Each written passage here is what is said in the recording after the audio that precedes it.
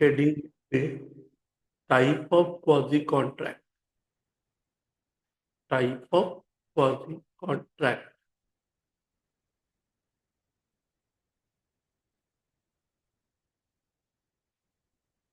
Type of quasi contract काके বলা হয় একদম সোজা বা सीधी भाषा में।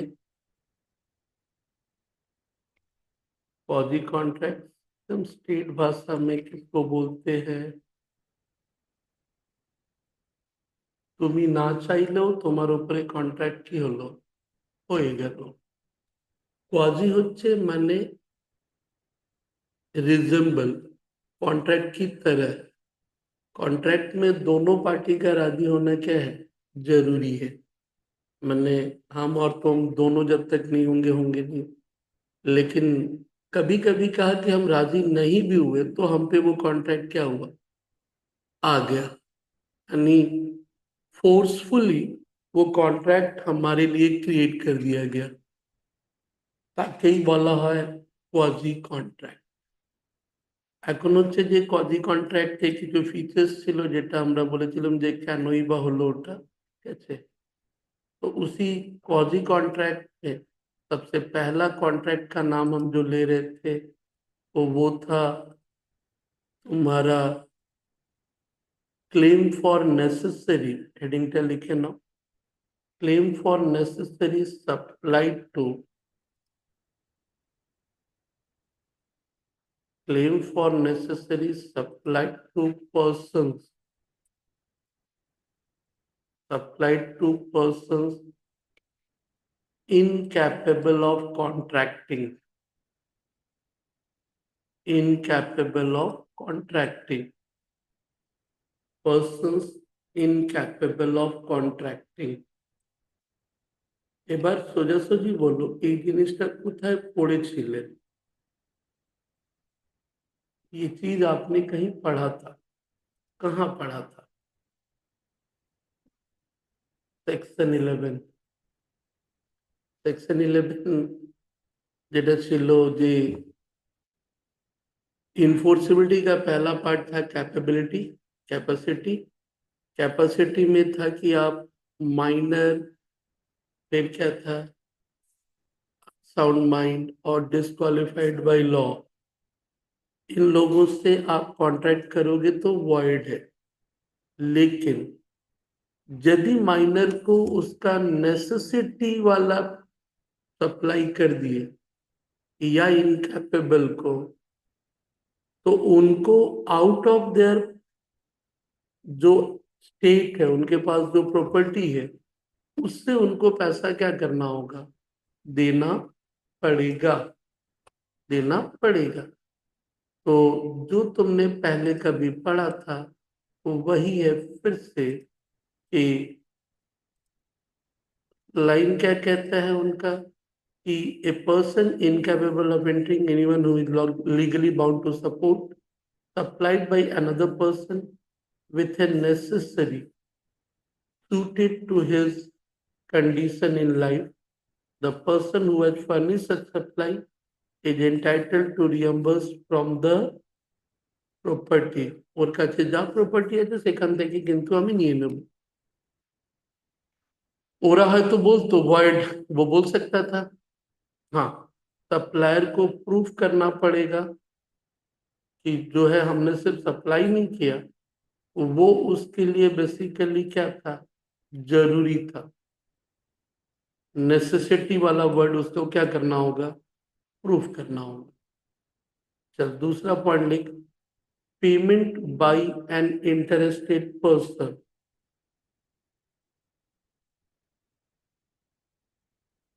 Payment by an interested person.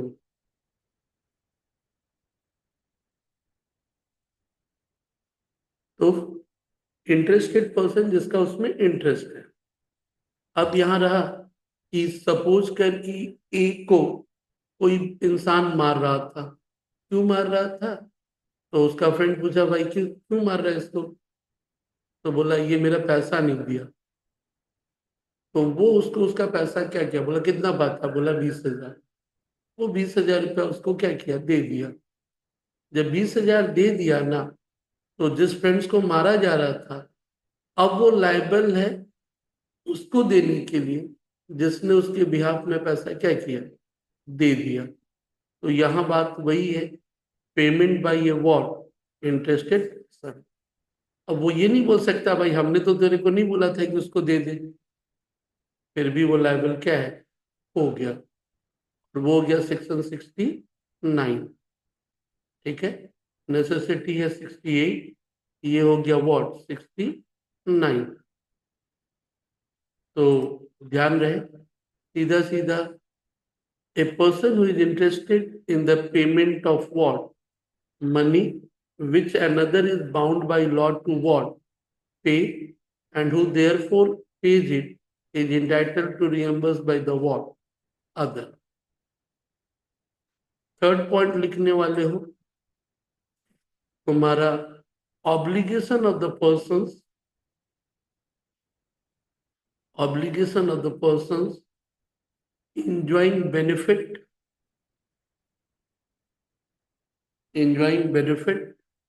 of non gratuitous act,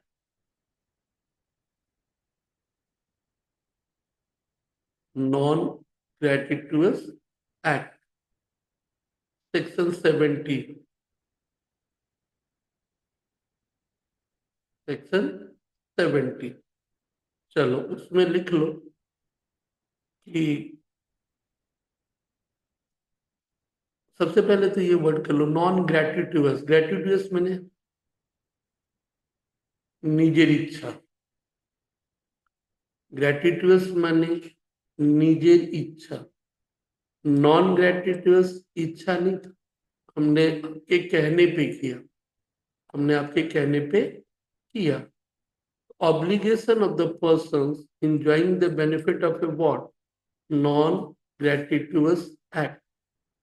एक एग्जांपल लेते हैं कि मान ले कोई कांवर लेके तारकेश्वर जा रहा है, लोग वहां रास्ते पे सबकी सेवा कर रहे हैं।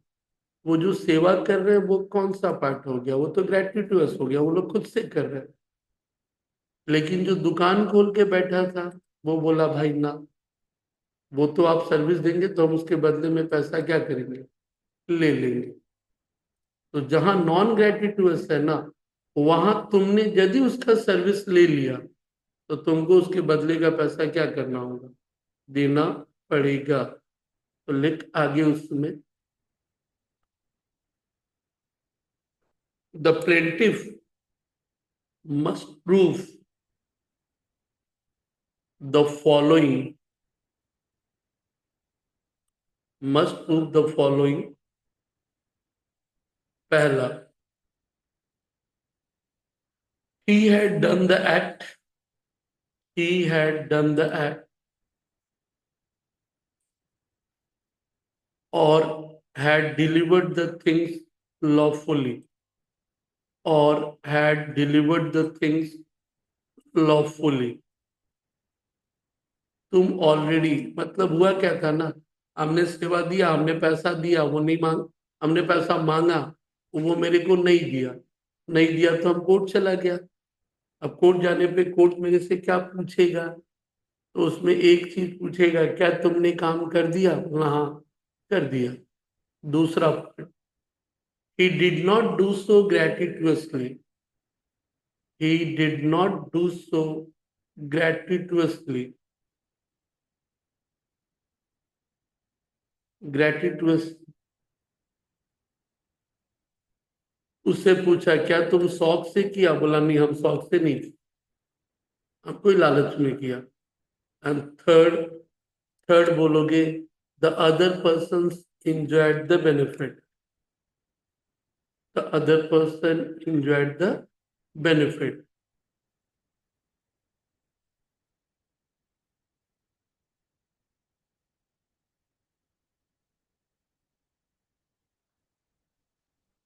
ओके, तो वो ग्रेटिटुअसली नहीं किया था, केस लॉ लिख लेना, Shyamlal versus state of UP,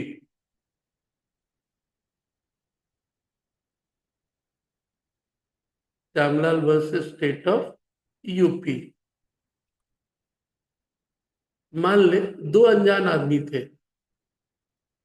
एक आदमी कोल्ड ड्रिंक्स खरीदा, दोनों सामने एक टेबल पे कहीं बैठे होंगे, एक ने अपना कोल्ड ड्रिंक्स खरीदा, कोल्ड ड्रिंक्स को टेबल पे रखा, दूसरा उठा के उसको पी गया, बोला पैसा दे, क्योंकि तूने, हमने तो तेरे को शौक से नहीं किया, तूने बेनिफिट लिया, मेरे को उसके बदले में तुझे पैसा क्या करना होगा, देना होगा।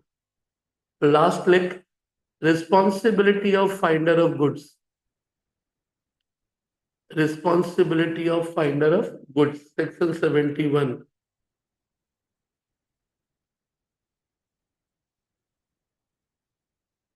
सेक्शन 71। हाँ, पहला, पहले कुछ लाइन लिख ले। A person who find goods, a person who find goods belonging to another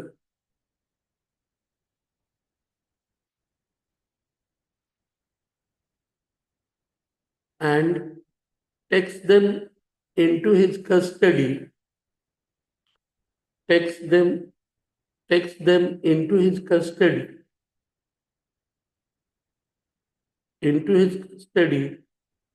is subject to same responsibility,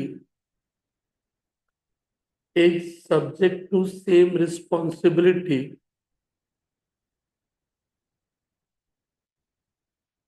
as if as if he were a belly, as if he were a belly, BAILEE, belly। आगे पढ़ोगे special contract में bill pin. तो पहला word, एक आदमी को कुछ सामान मिला जो किसी दूसरे का था और वो अपने पास रख लिया, तो बोला कि जो एक बेली का जिम्मेदारी है, बेलर जिसका सामान है, बेली जिसने रखा, उसकी कुछ जिम्मेदारी है। अब जिम्मेदारियों में क्या है, चलो नीचे लिखो। The finder of the lost goods है, the finder of the lost goods है, पहला point number 1, to take proper care, to take proper care as a man of, as a man of ordinary prudence, as a man of ordinary prudence, यानी bailee की जिम्मेदारी बता रहे। दूसरा, no right to appropriate the goods, no right to appropriate the goods, and तीसरा, to restore the goods, to restore the goods if the owner is found, to restore the goods if the owner is found। तो indirectly समझ जा पहली का जिम्मेदारी क्या दिया गया। पहला, तुमने कोई खोया हुआ सामान पाया, अपने पास रख लिया, तेरा जिम्मेदारी है। एक साधारण ऑर्डिनरी प्रूडेंस, तेरा अपना सामान होता तो तू कैसे रखता, वैसे ही रखे, take proper care as a man of ordinary prudence. दूसरा, no right to appropriate use, तुम उस सामान को यूज नहीं कर सकता। एंड थर्ड, यदि उसका ओरिजिनल मालिक मिल गया तो उसको वापस क्या करो, दे दो। अब इसमें और भी कुछ बातें थी, यहाँ तो दिया नहीं, वो बेलमेंट में मिलेगा या कहीं और तो तिहाई चलो गुड्स में मिलेगा, रहने दे, ठीक है। पांचवा और आखिरी लिख, money paid by mistake under coercion, money paid by mistake under coercion, under section 72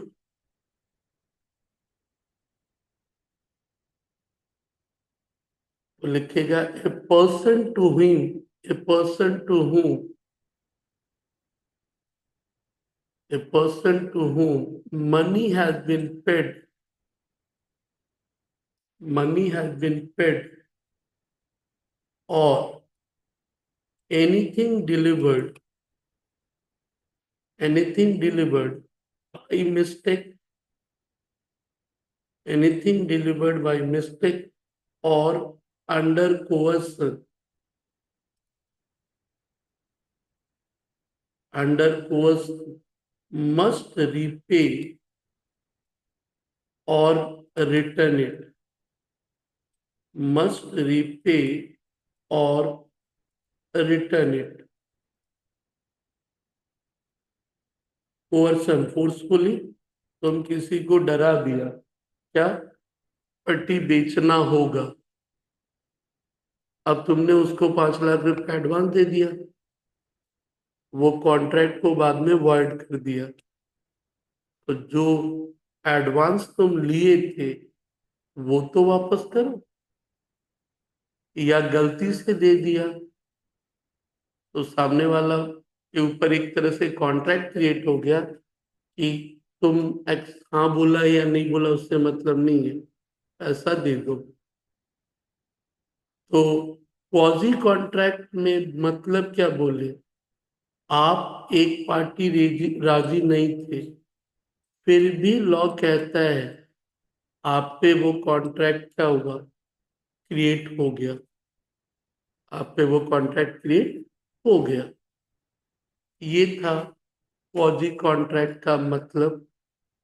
chapter था कॉन्टिंजेंट कॉन्ट्रैक्ट एंड व्हाट, फौजी कॉन्ट्रैक्ट, दोनों के बीच अंतर है। फौजी कॉन्ट्रैक्ट, नॉर्मली कॉन्ट्रैक्ट हम राजी हुए तब हुआ, यहाँ लॉ मुझ पे जबरदस्ती थोप दिया, जबरदस्ती थोप दिया, बोला ना आप पे हो गया। तो ये था एक छोटा सा यूनिट, हम लोग जो पिछले क्लास कंटिजेंट एंड, तुम्हारा सिंपली बोलोगे तो वेजरिंग के बाद ही था, इसीलिए मैंने ये छठा यूनिट उठाया था। तो यदि आप कॉन्ट्रैक्ट में चल रहे हो तो आपको भी मालूम है कि कॉन्ट्रैक्ट के इस हिस्से में टोटल 9 टुकड़े में कॉन्ट्रैक्ट का 13, हम लोग अभी पहला, दूसरा, तीसरा और छठा किया।